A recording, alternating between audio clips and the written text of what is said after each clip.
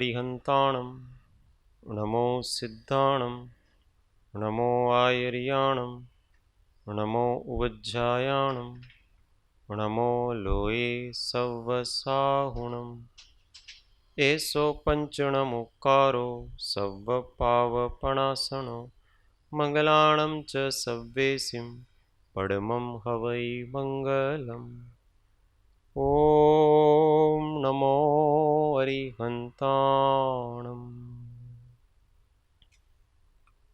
महादेव्या कुक्षिरत्नं शब्दजितर्वात्मजं राजचन्द्रम् अहं वन्दे तत्त्वलोचनदायकम् जे स्वरूप समझा विना पाम्यो दुःख अनंत समझाव्યું તે પદ નમો શ્રી સદ્ગુરુ ભગવંત પરાત્પર ગુરુવે નમઃ પરંપરાચાર્ય ગુરુવે નમઃ પરમ ગુરુવે નમઃ સાક્ષાત પ્રત્યક્ષ સદ્ગુરુવે નમો નમઃ અનંત અનંત ભાવ ભેદથી ભરેલી ભલી અનંત અનંત નય નિક્ષેપે વ્યાખ્યાની છે સકલ જગત હિત કારિણી હારિણી મોહ તારિણી ભવાબ્ધિ મોક્ષ ચારિણી પ્રમાણી છે ઉપમા આપ્યાની જેને તમારા ખવીતે વ્યર્થ આપવાથી નિજ મતિ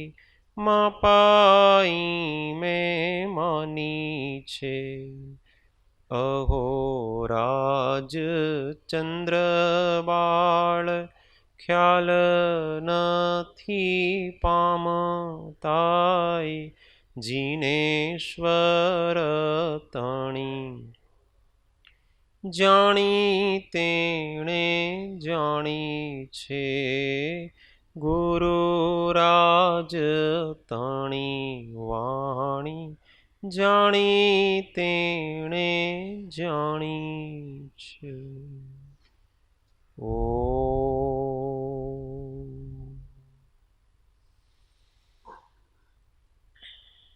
જય સદગુરુ વંદન જય જય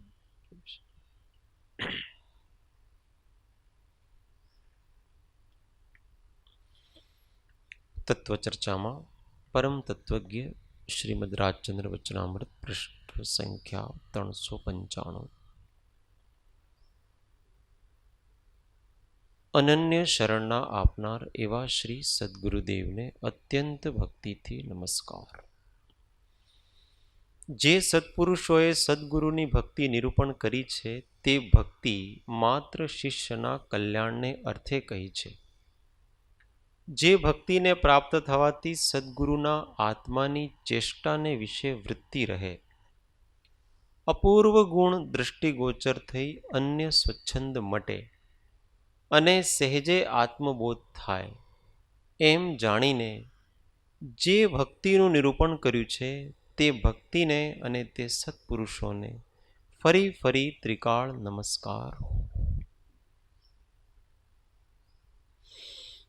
જે ભક્તિને પ્રાપ્ત થવાથી સદગુરુના આત્માની चेष्टाने विषय वृत्ति रहे, इसको समझने का.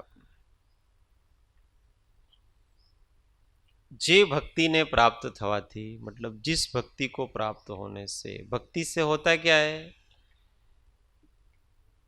भक्त का चित्त भगवान की ओर रहता है, भगवान के बारे में सोचता है, उसका उपयोग उसके विचार में रहता है, इसका नाम भक्ति.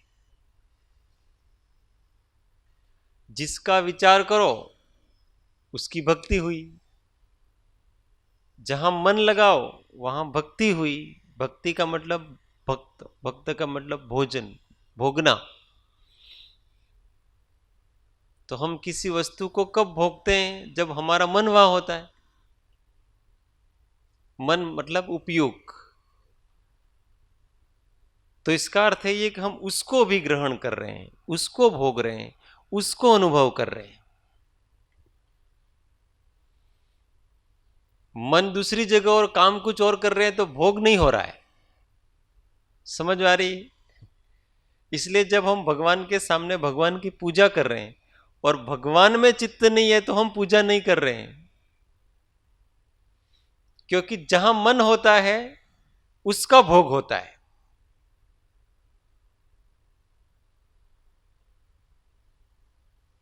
ये भक्ति का रहस्य है। भक्ति का मतलब चित्त वहीं लगा रहना। भोजन कर रहे हैं और चित्त कहीं और है, तो क्या हमने भोजन किया? भोजन नहीं किया। जहां चित्त है वहीं भोजन किया, वही किया, हमने उसी को ग्रहण किया। तो भक्ति का मतलब उपयोग को अपने इष्ट में लगाना, मन को अपने इष्ट में लगाना, इसका नाम भक्ति है। अब ऐसी भक्ति प्राप्त करने से क्या होता है?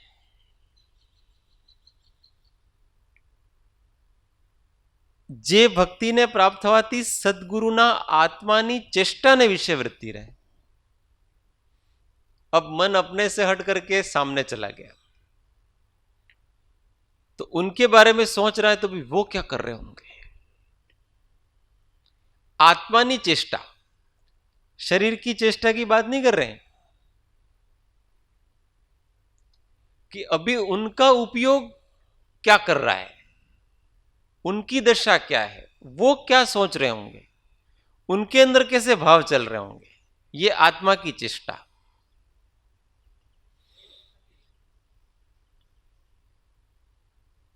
वो दिखती है कि नहीं दिखती है? नहीं दिखती तो लिखती ही नहीं है। हाँ, आंख से थोड़ी दिखती है, ज्ञान से दिखती है। हाँ, तो अनुभव मतलब ज्ञान, ज्ञान से दिखती है। जैसे भोजन कर रहे हैं वो कौन? अपने इष्ट। तो हमको आंख को तो भोजन करना दिखता है, पर ज्ञान को यह दिखेगा कि अभी ये क्या विचार कर रहे हैं। वो भी कैसे दिखेगा? काय की चेष्टा से दिखेगा। काय की चेष्टा से अनुमान होता है कि ये रस लेके भोजन कर रहे हैं कि वैरागी होकर के भोजन कर रहे हैं। ये उनकी मुद्रा से पता पड़ जाएगा, ये चेहरे के गांभीर्य से पता पड़ जाएगा, उसकी चेष्टाओं से पता पड़ेगा कि अभी इनकी दशा शांत है कि अशांत है। वो यहां चेहरे पे लिखा है, आंखों में लिखा है। हर कोई नहीं पढ़ सकता। वो इतने झिणे झिणे छोटे छोटे अक्षर है ना कि हर एक को पढ़ना कठिन है। मुमुक्षुना नेत्रो महात्मा ने ओळखी ले छे। और सच्चा तो ज्ञानी ही ज्ञानी को पहचानता है वास्तव में।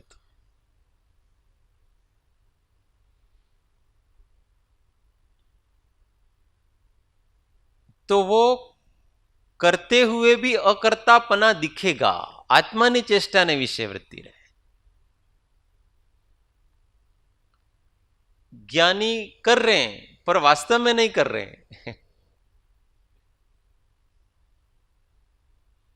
अब ये तो हृदय से ही समझा जा सकता है, तर्क वितर्क से नहीं समझा तो फिर क्यों कर रहे हैं? अकर्ता का मतलब उनको ऐसा करने की इच्छा नहीं है। अब इच्छा नहीं है तो काहे को कर रहे हो? प्रश्न ये भी तो आएगा।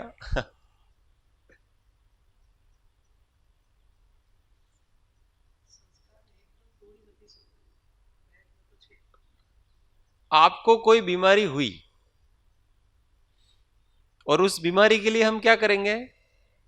दवाई लेंगे। अब दवाई कैसी होती है? मीठी के खट्टी, मीठी के कड़वी। दवाइयां अधिकांश कड़वी ही होती है।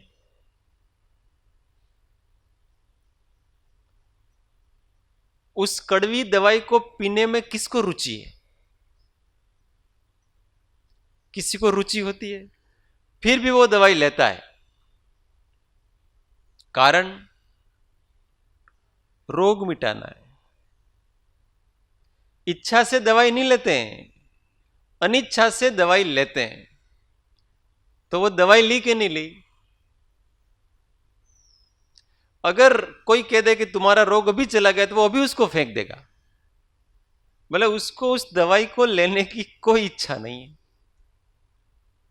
बिना इच्छा के दवाई ले रहा है। प्रॉब्लम क्या है? रोग का कष्ट सहन होता नहीं, इसलिए। अगर वो कष्ट सहन हो तो दवाई की भी जरूरत नहीं। हमारा ऑपरेशन कर रहे हैं तो ऑपरेशन में क्या है कि वो चीरफाड़ करनी पड़ती है। तो उसमें अगर हम ऑपरेशन के समय बेहोश नहीं करें उस अंग को, तो बहुत दर्द होता है। कोई कहे मेरे को दर्द मंजूर है, तो फिर उसको बेहोश करने की क्या जरूरत है? उसी प्रकार से जब हम कर्मों के उदय को सहन कर सकते हैं, तो फिर हमको विषयों को ग्रहण करने की कोई जरूरत नहीं है। परंतु वो कर्म के उदय का वेग इतना तीव्र है कि जब उससे सहन नहीं होता है, तो फिर वो दवाई के रूप में विषय का सेवन करता है। विषय का सेवन कैसे करेगा? दवाई के रूप में करता है, भोजन के रूप में नहीं। और दवाई कितनी होती है? दवाई कितनी होती है? 1 टेबलेट, 2 टेबलेट। वो तो आजकल लोगों के वो एकदम खोबा भरी भरी दवाओं खाए से, आजकल ऐसे हो गया लोगों के। बाकी दवाई तो इतनी सी होती है। तो उस विषय का प्रमाण भी कम होगा और उसको लेने में रुचि भी नहीं होगी। दोनों चीजें होगी, तब जाकर के अकर्तापना हुआ। एक तो पेट भर भर के दवाई नहीं खाएगा, जितनी चाहिए उतनी खाएगा, और दूसरा उसको लेने में कोई रुचि भी नहीं है। अभी डॉक्टर कह जाए भाई अब आपके ठीक हो गया है, अब आपको दवाई लेने की जरूरत है, तुरंत वो मुंह में गई है ना, वो भी वापस निकाल देगा। वो भी नहीं खानी भाई अपने को, क्योंकि अब जरूरत नहीं है। तो ज्ञानी महात्मा जो चौथे, पांचवे, छठे गुणस्थान वाले ऐसे विषय भोग करते हैं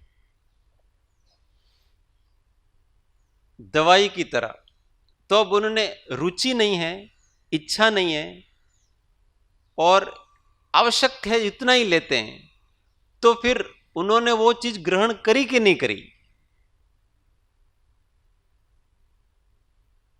ज्ञानी किम कुरुते किम न कुरुते को जानाति। ज्ञानी करता है कि नहीं करता वो कौन जानता है? कोई जान सकता नहीं। ये आत्मानी चेष्टा ने विषय वृत्ति रहे, वो समझ में आता है इसको।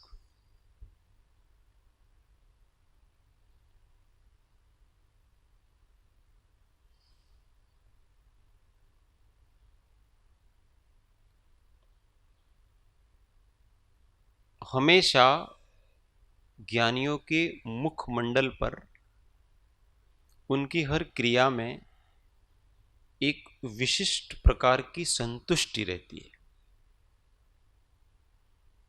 एक विशिष्ट प्रकार की शांति रहती है, वो कभी नहीं जाती। उसको कोई देखने का प्रयत्न करे तो उसको अपने स्वरूप का रहस्य समझ में आ जाए।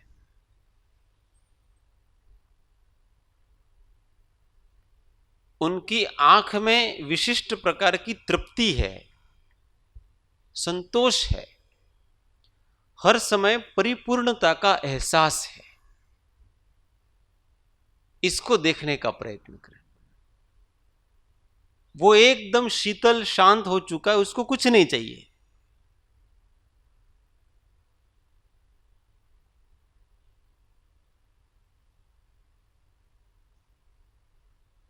कहीं कुछ लेता हुआ दिखता है पर चाहिए नहीं उसको। ये भी एक गजब की बात है। ये एक संतुष्टि, ये संतुष्टि ज्ञान का लक्षण है कि हमेशा एक परितृप्ति रहती है।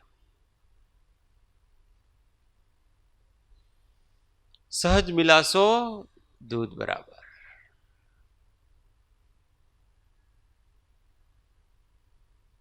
और कभी कोई वस्तु मांगते हैं तो भी संतुष्टि है, क्योंकि वो मांगी और सहज मिल गई तो ठीक है, बहुत अधिक नहीं।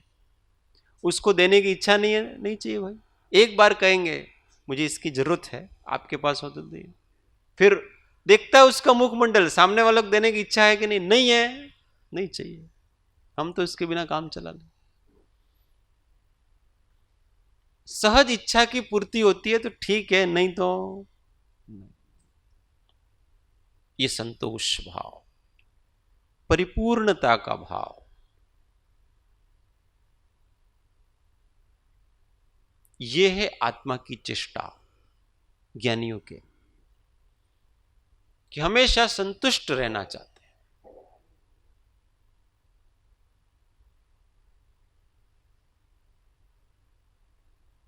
किसी का संयोग हो तो भी संतुष्ट, वियोग हो तो भी संतुष्ट, मान हो तो भी संतुष्ट, अपमान हो तो भी संतुष्ट, लाभ हो तो भी संतुष्ट, हानि हो तो भी संतुष्ट, साता हो तो भी संतुष्ट, असाता हो तो भी संतुष्ट।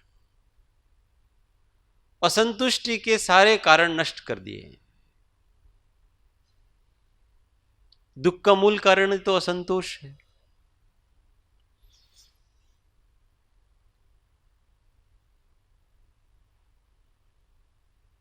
मुझे कुछ नहीं चाहिए, यही समाधि का कारण है। इस भाव से ही समाधि की प्राप्ति होती है।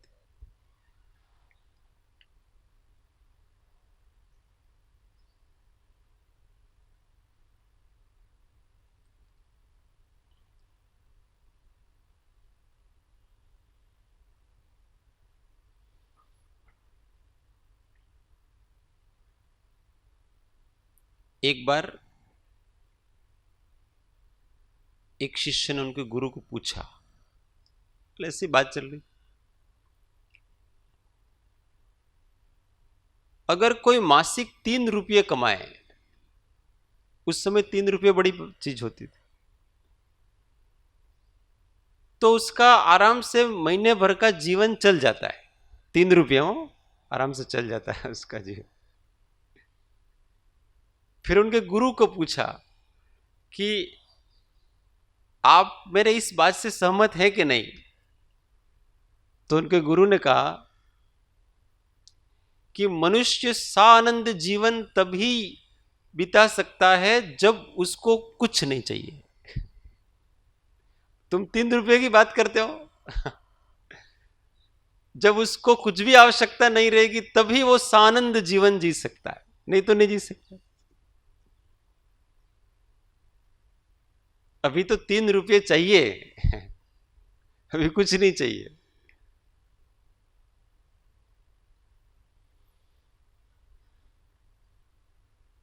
ये अंदर की बातें हैं सब चीजें, ये सब अभिप्राय की बात है। लाखों का व्यापार करता होगा, चाहिए कुछ नहीं। श्रीमद जी लाखों का व्यापार करते थे, उनको चाहिए कुछ नहीं। वो कहते हैं ना, कोई महाराज ने कहा कि તમે આ હીરા જવરાતની દુકાન ઉપર બેસો છો તો તમને એ જોઈને લોભ નહીં થતો હોય? તો उन्होंने कहा, मुनि અમે તો આને કાળકૂટ વિષ જોઈએ છીએ। कालकुट विष जो पीते ही तुरंत मर जाता है व्यक्ति, तो फिर वो कहां रहा टर्नओवर लाखों का? कुछ नहीं चाहिए उनको। इसलिए महात्माओं को उनकी बाह्य चेष्टाओं से पहचाना नहीं जाता है, उनकी आत्मा की चेष्टा से पहचाना जाता है।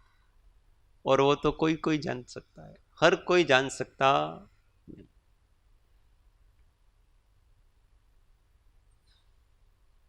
मेरा सतचित आनंद रूप कोई कोई जाने रे, मेरा सतचित आनंद रूप कोई कोई जाने रे, कोई कोई जाने रे, कोई कोई जाने रे, मेरा सहजानंद स्वरूप कोई कोई जाने रे। इसलिए महात्माओं को पहचानना है तो संतुष्ट रहो, हम महात्मा हो जाएंगे, फिर अपने आप पहचान लिए जाएंगे। वास्तव में हमें किसी और को तो पहचानना ही नहीं है, हमें खुद को ही पहचानना है। साधक की और मुमुक्षु की प्रॉब्लम यह हो गई है कि पहले वो सत्पुरुषों को पहचानने जाते हैं, कभी पहचान में नहीं आएंगे। सबसे पहला आप अपने को पहचानो, तो वो धीमे धीमे पहचान में आते रहेंगे। क्योंकि पहचानने का साधन तो आपका अपना मन है ना, अपना ज्ञान है। जब हमारा ज्ञान खुला ही नहीं है, अज्ञान ज्ञान को कैसे पहचानेगा ये बताओ। अज्ञान से ज्ञान की पहचान कैसे हो सकती है? तीन काल में ये बने ऐसी वस्तु ही नहीं है। इसलिए ज्ञान से ही ज्ञानी की पहचान हो सकती है। इसीलिए आत्मज्ञान की जो आराधना करता है वो ही आत्मज्ञानी को पहचान सकता है, बाकी कोई नहीं पहचान सकता। बाकी तो वो सब क्या करेगा, व्यक्ति बदलेगा, थोड़ी देर उसके पास जाता है, थोड़ी देर उसके पास जाता है, थोड़ी देर उसका सुनता है, थोड़ी देर उसका सुनता है, और अपने एक तुच्छ मापदंड बना रखें, उस मापदंडों से तोलता रहता है और कहता है कि मैंने तो नहीं फाई वो एमना पास है। फिर दूसरे के पास जाता है, उसके भी अपने ही तराजू लगा रखे उसने, उससे मापने जाता है, मैंने एमने पास नहीं फाई वो एमनो तो आम छे पेलो छे, क्या देखने गया था। हाँ, ऐसे कोई पहचान में नहीं आएगा। जब खुद पहचान में आएगा अपना स्वरूप, तब सामने वाले का स्वरूप अपने को पहचान में आएगा। इसलिए अपने स्वरूप की आराधना करनी चाहिए, तो दूसरे तो अपना आप। आत्मा स्व पर प्रकाशक है, तो जब अपने को जान लिया तो पर तो अपने आप जानने में आ जाएगा। तो दूसरों को जानने का कहां प्रयत्न करना। सत्पुरुषनी आत्मानी चेष्टा विषय, तो वहां जब सत्पुरुष को जानने जा रहा है वहां भी वो उसको नहीं जान रहा है, खुद में ही तो विचार उत्पन्न हो रहे हैं। हमने दूसरे को कहां जाना। भाव तो हमारे ही पैदा हो रहे हैं कि अभी वो उस समय शांत होंगे, तो उस शांत होंगे उसका वेदन कहां हुआ, दूसरे में होगा, हमारे अंदर हुआ। भाव तो हमने ही किए ना, तो सारा काम हमारे अंदर ही चल रहा है और हम कहते हैं कि सामने वाला ऐसा है। सामने वाला तो जैसा कि तैसा है। हमने उनको नहीं जाना, हमने किसको जाना, अपने को जाना। इसलिए दूसरे को जानने से ही हम अपने को ही जान रहे हैं, भगवान को जानने से भी हम अपने को ही जान रहे हैं, गुरु को जानने से भी हम अपने को ही जान रहे हैं। क्योंकि कोई भी पदार्थ अन्य का अनुभव तो कर ही नहीं सकता, वो अपना ही अनुभव करता है। यही तो तीन काल का सिद्धांत। तो क्या सदगुरु की आत्मा को अपने ने पहचान लिया तो उनके भावों का वेदन हम कर रहे हैं क्या, उनकी दशा का अनुभव हम कर रहे हैं क्या? हम उनकी दशा का अनुभव नहीं कर रहे हैं, उनकी दशा का अनुभव तो वो ही कर रहे हैं। हम उनकी दशा के निमित्त से अपनी दशा को बना करके अपना अनुभव कर रहे हैं। अनुभूति तो अपनी ही होगी। अच्छा, मजा किसको आएगा? पहले किसी को वो ऐसे देख रहा था बाह्य दृष्टि से, उसको लगा क्या खा रहे हैं वगैरह, फिर उसने अपने चक्षु को अंतर्दृष्टि से लगाया कि नहीं यार, इनके अंदर वैराग है। उस वैराग उनके अंदर है, उस वैराग की अनुभूति उनको हो रही है, पर जैसे ही आपकी दृष्टि वैराग पे गई तो आपके अंदर वैराग हुआ, आपको अनुभूति उसकी है, सामने वाले की नहीं। इसलिए सामने वाले के निमित्त से हम प्रकट हो रहे हैं अंदर से। इसलिए तो वो नमक की पोटली होती है ना, शक्कर की पोटली, वो था लेने जाती है समुद्र की, तो वो समुद्र में ही डूब जाती है। हम जैसे जैसे भगवान के स्वरूप को, महात्माओं के पुरुष को जानने जाएंगे, वैसे वैसे हम स्वयं ही महापुरुष बन जाएंगे। वापस नहीं आ सकते अपन हम वहां से। तभी समझना कि हमने सच्चे में उसको जाना, ऐसा घटना ही चाहिए। ये आत्मानी चेष्टा ने विषय वृत्ति, वृत्ति का मतलब होता है अपने उपयोग की धारा, वारेती अपूर्व गुण दृष्टिगोचर थे, अन्य स्वच्छंद मटे, अपूर्व गुण दृष्टिगोचर। हमेशा नए नए चित्त का आनंद प्रकट होता है। ज्ञानी की आत्मा में हमेशा ज्ञान और वैराग, ये दो तो होते ही हैं, और हमेशा बढ़ता बढ़ता वैराग, नया नया ज्ञान। वास्तव में वैराग्य और ज्ञान कोई दो अलग अलग वस्तुएं नहीं हैं, एक ही सिक्के के दो पहलू हैं। मन को दूसरी तरफ नहीं जाने देना, इसका नाम वैराग, और मन को अपने को जानने में लगाना, उसका नाम ज्ञान। अब एक ही वस्तु है ना, कान इधर से पकड़ो, इधर से पकड़ो, एक निषेधात्मक है, एक विधेयात्मक है। संस्कृत में 3 पुरुष होते हैं, प्रथम पुरुष, मध्यम पुरुष और उत्तम पुरुष। वहां प्रथम पुरुष है वो थर्ड पर्सन है। सह तौ ते, सह मतलब वह, तौ मतलब वे दोनों, और ते मतलब वे सब। तो मतलब थर्ड पर्सन की बात कर रहे हैं, 2 जने बात कर रहे हैं, उसमें से तीसरे की बात हो रही है, 2 जनों की। तो प्रथम पुरुष का मतलब होता है थर्ड पर्सन। फिर मध्यम पुरुष का मतलब होता है सेकंड पर्सन, त्वम युवाम यूयम, ऐसे चलते हैं शब्द। त्वम मतलब तुम, युवा मतलब तुम दोनों, और यूयम मतलब तुम सब। तो किसकी सेकंड पर्सन में हम दूसरे से बात कर रहे हैं, कोई है, 2 ही है वहां। और उत्तम पुरुष में क्या है, अहम आवाम वयम, तो मैं, हम दोनों और हम सब, वहां केवल हमारी बात हो रही है। तो वैराग नाम किसका है कि अपने चित्त को प्रथम पुरुष और मध्यम पुरुष में नहीं जाने देना, इसका नाम वैराग है। और उत्तम पुरुष का ही अनुभव करना, उसका नाम ज्ञान है। तो नहीं जाने दिया, इसका मतलब क्या किया, अपना ही अनुभव किया, बस यही तो ज्ञान और यही वैराग। तो 2 वस्तुएं हुई नहीं, एक ही वस्तु हुई, ज्ञान और वैराग, एक सिक्के के 2 पहलू। जब हमारी निष्ठा हमारे अंदर ही रहती है तो हम अपने आप को ही उपलब्ध होते हैं।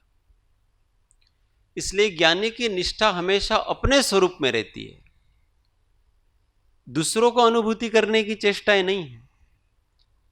इसलिए उसके अंदर वैराग दिखेगा, कुछ अनुभव नहीं करना है, दूसरे विषयों का अनुभव नहीं करना है हमको, विरक्त होकर के दवाई की तरह उसको सेवन करना, अपनी ही अनुभूति, अपूर्व गुण दृष्टिगोचर था।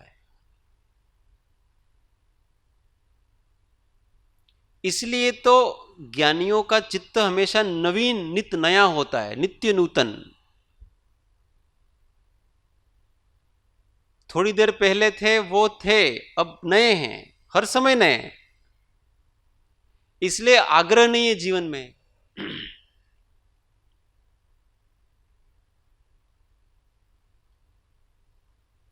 किसी ज्ञानी महात्मा के पास जाएं और कोई गया और जा करके 2-4 खरी खोटी सुना करके आ गया। अब 10 मिनट बाद उसको फील हुआ, यार मैं गया, नमस्कार भी नहीं किया और अपनी खरी खोटी सुना करके आ गया। फिर वो 10 मिनट बाद जाता है, महाराज मेरे को माफ करना, मैंने कहीं आवेश में करके बहुत से शब्द कह दिए। महाराज को कोई लेना देना नहीं, तुम खरी खोटी सुना गए थे तब भी तुमको आशीर्वाद ही दे रहे थे, और अभी तुम पैरों में पड़ रहे तो भी तुमको आशीर्वाद क्या दे रहे हैं, वो तो केवल एक क्रिया है, बाकी किसी को आशीर्वाद देते नहीं है, वो अपने स्वरूप में ही लीन होते। ओम। सामने वाले को अच्छा लगे इसलिए ऐसा करते हैं।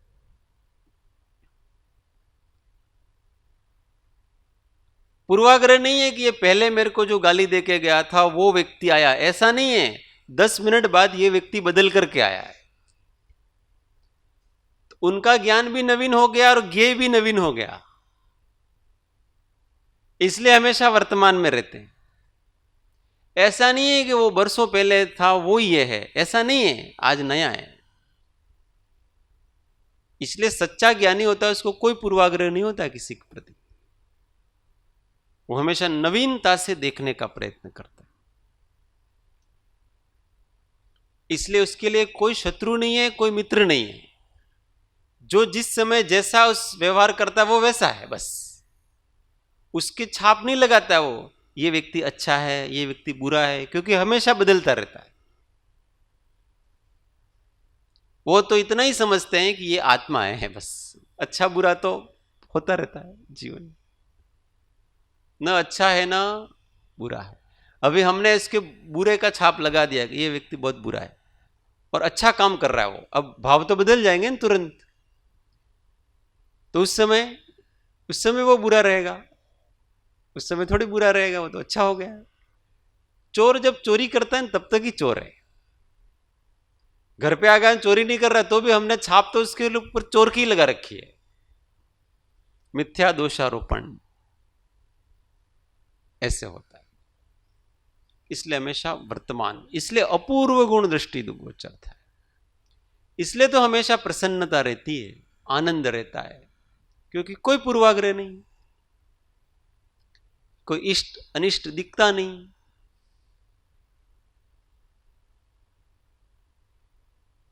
अन्य स्वच्छंद मटे,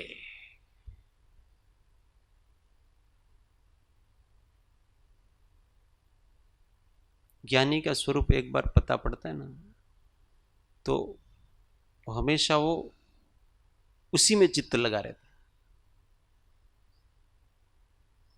तो अन्य स्वच्छंद अपने आप खत्म हो जाता है। अपनी काल्पनिक कल्पनाएं करना, सोचना, विचारना, ये सब चला जाता है जीवन में से। उस ज्ञान के और ज्ञानी के स्वरूप का हमेशा सतत चिंतन, मंथन, निधिध्यासन करने का।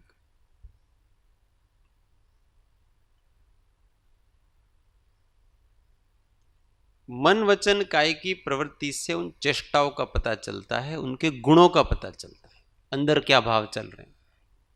अगर असरल नहीं है तो सरल, और महात्मा तो सरल ही होते।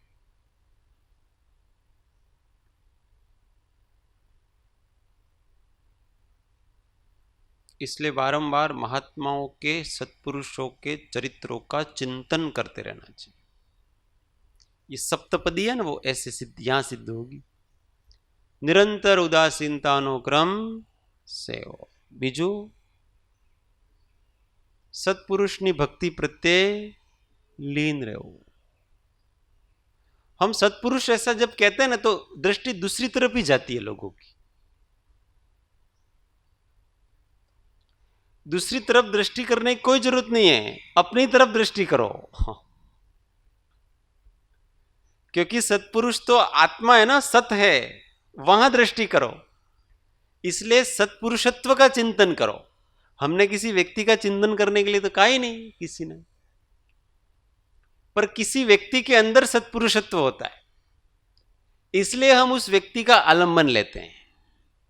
वास्तव में वो सत्पुरुषत्व है, वो तो अपना लक्षण है, और सभी आत्माओं का लक्षण है।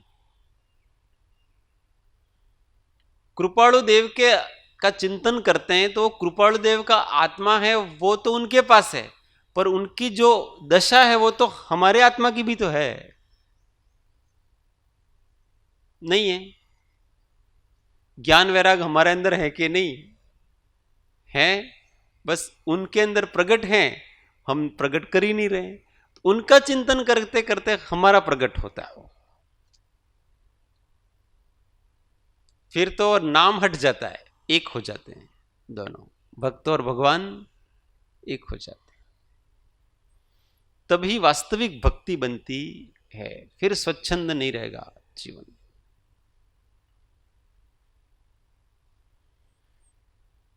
इसलिए सर्वप्रथम किसी के साथ बहुत ऐक्य स्थापित करो, महात्माओं के साथ उनके जीवन पढ़ो, प्रसंग पढ़ो, जितना समागम हो वो करो, तो हर प्रसंग में उनकी आत्मा की चेष्टा पता पड़ेगी कि जब श्रीमद जी जब ऐसा कहते हैं कि रायचंद दूध पी सके छे, खून पी सके नहीं, वैसा करके कागज फाड़ दिया, करोड़ों का लाभ हो रहा था, फाड़ दिया, तो उनकी आत्मा में क्या चल रहा है उससे कि मेरे लाभ के लिए जगत का किसी भी व्यक्ति को मुझे दुखी नहीं करना है। वो निष्कारण करुणा का भाव और अत्यंत निस्पृहता, भौतिक संपत्ति के प्रति अत्यंत निस्पृहता, वो टच होगी। अपने अंदर टच होगी वो। पर आपने क्या सोचते हैं, ये तो कृपाणु देव करी શકે છે, આપણે थोड़ा કરી શકીએ, तो आप उसका चिंतन करने का लाभ क्या हुआ? कोई लाभ ही नहीं हुआ। वो कर सकते तो हम क्यों नहीं कर सकते? उनके पास भी आत्मा है, हमारे पास भी आत्मा है।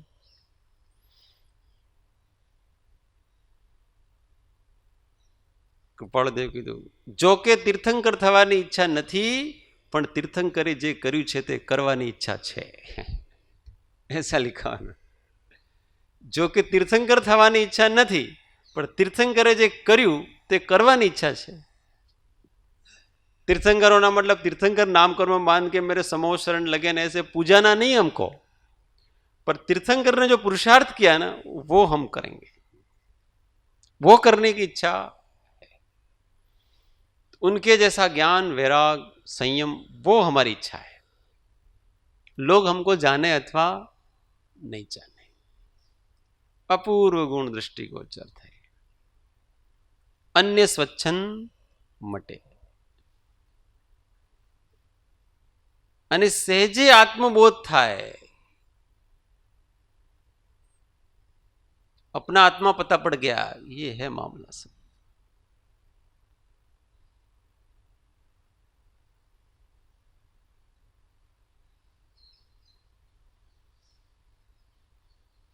किसी भाव को हम वर्षों तक समझ नहीं पाते थे, किसी जीवंत व्यक्ति में वो प्रकट हुआ तो समझ पाया कि ऐसा, ये भाव का स्वरूप ऐसा है,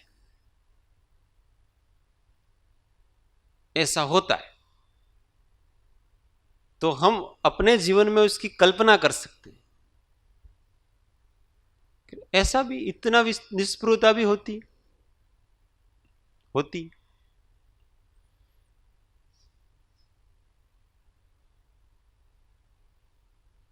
किसी ने करके दिखाया तब पता पड़ा अपने को कि ये तो मेरे पास भी है, मैं भी कर सकता हूं इसको। तो महात्मा पुरुषों ने क्या है कि अपने अंदर जो पड़ा हुआ है ना, ज्ञान, वैराग, संयम, उसको बाहर प्रकट करके दिखाया है, तो हमको पता पड़ेगा कि नहीं, ये हम कर सकते हैं।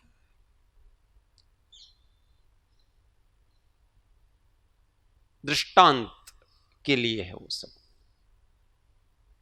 नहीं तो हमको अभी तक ऐसा ही लगता है क्या एवं कोई थतो हसे।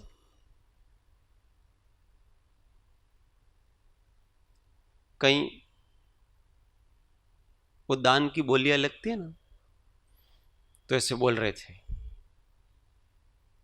एक ही गांव के थे, तो कोई 1000 रुपया मंदिर बना रहा था, कोई 2000, कोई 5000, कोई 10,000,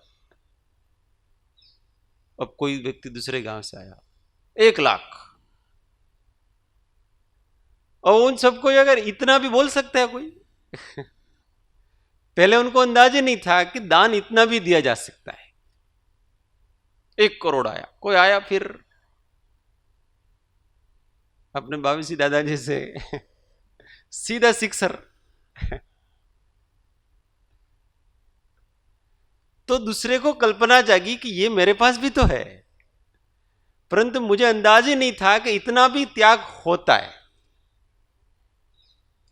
उसको यूं कि अपने दान देना मतलब 1,000 इतना देना, बस 1,000, 2,000, 5,000, ज्यादा ज्यादा 10, 11,000 लखी दो भाई।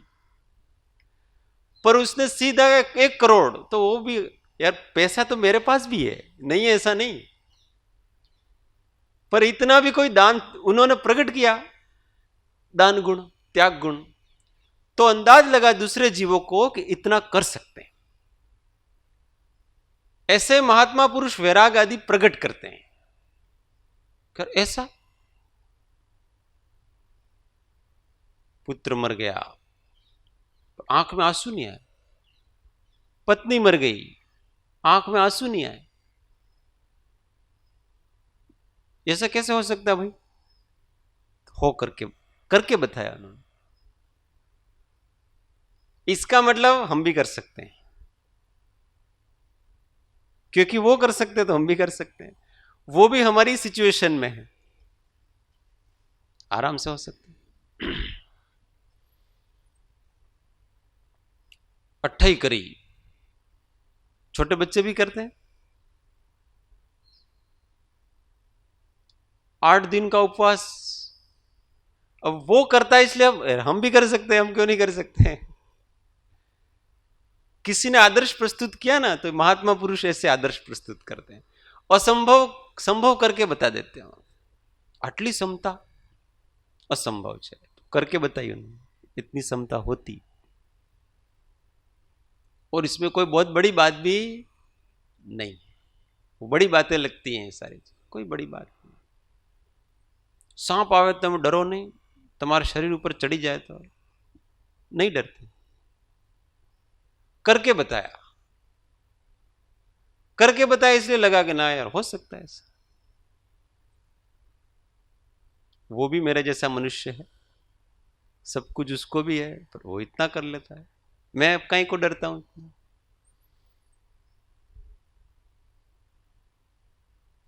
हमारे गांव में पहले वो रात को चोर खूब आते, तो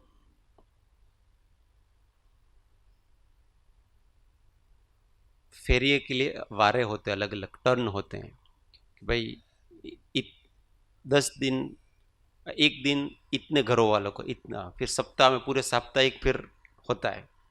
एक दिन हमारा भी आता था इसमें, तो घर में से किसी को जाना होता था, पिताजी हो तो वो, बड़े भाई हो तो वो, कभी मैं भी चला जाता था, क्योंकि मैं तो इसलिए जाता था कि वो रात को अच्छी अच्छी चीजें बना के खाते थे। अब रात को जागना होता है ना, तो कुछ न कुछ अच्छी अच्छी चीजें मिठाई बनाकर नहीं वो खाते थे, कभी कुछ ले आए, ऐसे खाने मिलता है अपने को। उस समय बहुत छोटा था, 9वीं 10वीं ऐसे पढ़ते, तो चौराहे पे बैठे थे और ऐसा कंपटीशन हुआ कि पीपल का, हमारे एक तालाब के किनारे पीपल था, उसको ऐसा मानते थे कि वहां भूत रहता है। तो उस समय लगभग 1 बजा था। इस समय उस पीपल के पत्ते तोड़ के कौन ला सकता है? वहां कोई हिम्मत नहीं कर सकता आसपास अकेले जाने की, तो अपने तो पहले से ही पीछे, अपने तो एक कमरे से दूसरे कमरे में नहीं जा सकते थे उस समय, तो ऐसी हालत थी, इतना डर। साथ साथ तो चल लेते थे अपने, अकेले नहीं जा सकते। फिर उसमें मेरी ही क्लास में पढ़ने वाला, वो भी साथ में था, उसने कहा कुछ इनाम भी था, फिर वो उसने कहा मैं लाऊंगा भाई, और वो गया और पीपल के डाली तोड़ के ले आया। मेरे को ऐसा हुआ कि यार मैं इसका मित्र हूं, देखो वो कितना निडर, मैं कितना डरता हूं, परंतु फिर भी साहस नहीं हुआ जरा भी। कैसे कर लिया होगा, मेरे को बड़ा आश्चर्य। ऐसे अकेले अकेले जाना, वो पता है कि भूत है तो भी जाना। उस समय इतना आश्चर्य लग रहा था, क्योंकि वो, और बाद में 3-4 साल बाद जब वही घटनाएं हमारे साथ घटने लगी, जब बाहर घूमना हुआ, रात को 12-12 बजे मोटरसाइकिल से कहीं आ रहे हैं वगैरह, तो वो चीज सहज हो गई। तब पता चला कि ये हो सकता है, उसने किया था इसलिए ये हो सकता है। तो कोई करके बताता है तो हो सकता है, हम अगर उस समय जागृत रहें तो कर सकते हैं। ऐसे महात्मा पुरुष होते हैं, उनके जीवन से हम सहज अपना आत्मस्वरूप प्रकट कर सकते हैं, क्योंकि उन्होंने सहज प्रकट किया है, बड़ी बड़ी विपत्तियों को बहुत शांति से झेला है। और हम अपनी छोटी छोटी विपत्तियों में रोते रहते हैं, ओ अभी सो तो से क्या होगा, कुछ होगा, आत्मा अजर अमर अविनाशी है। एवा जे सत्पुरुष तेने अत्यंत भक्तिए फरी फरी नमस्कार। તે ભક્તિને અને તે સત્પુરુષોને ફરી ફરી નમસ્કાર છે।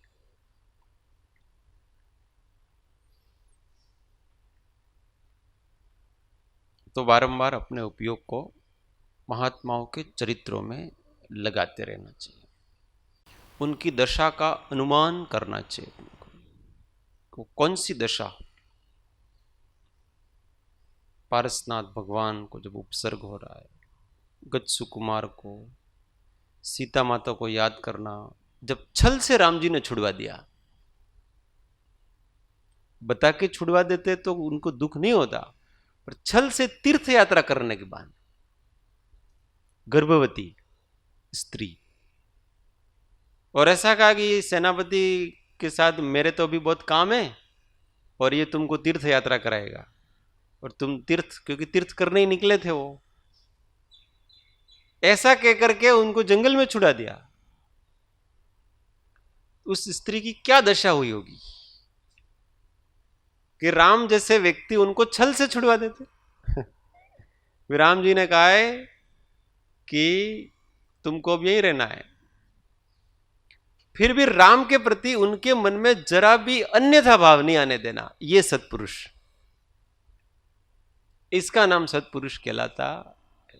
उस समय सीता की दशा चिंतन करना चाहिए अपने को, कि वो ऐसी कौन किस आधार पर राम को निर्दोष ठहराती हो। राम को जरा भी दोष नहीं दिया उन्होंने, जबकि सारी दुनिया राम को ही दोष देती हो। उन्होंने राम को दोष जरा भी नहीं दिया। तो कौन सी दृष्टि होगी उनकी, उनकी आत्मा की चेष्टा। ऐसे महात्मा पुरुषों के चरित्रों का चिंतन करके, इसलिए पढ़ना चाहिए, चरित्रों को खूब पढ़ना। सैद्धांतिक विषय बहुत पढ़ते हैं, चरित्रों को ज्यादा पढ़ना, तो हमारे अंदर चारित्र धीमे धीमे आएगा। संत परम हितकारी जगत माही, संत परम हितकारी, संत परम हितकारी जगत माही, संत परम हितकारी। त्रिगुणातीत फिरत तनु त्यागी, त्रिगुणातीत फिरत तनु त्यागी, रीत जगत से न्यारी जगत माही, संत परम हितकारी, संत परम हितकारी जगत माही, संत परम हितकारी, संत परम हितकारी। सद्गुरु परम कृपालु त्रिलोकनाथ की जय, सब संतन की जय। आनंद घन ओ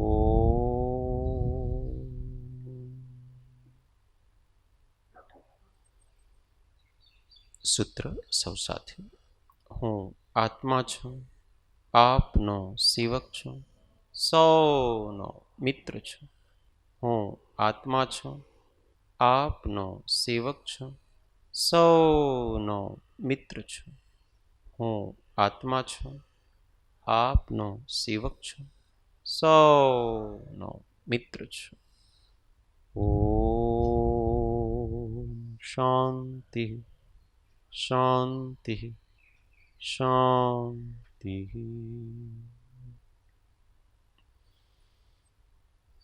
જય સદગુરુ.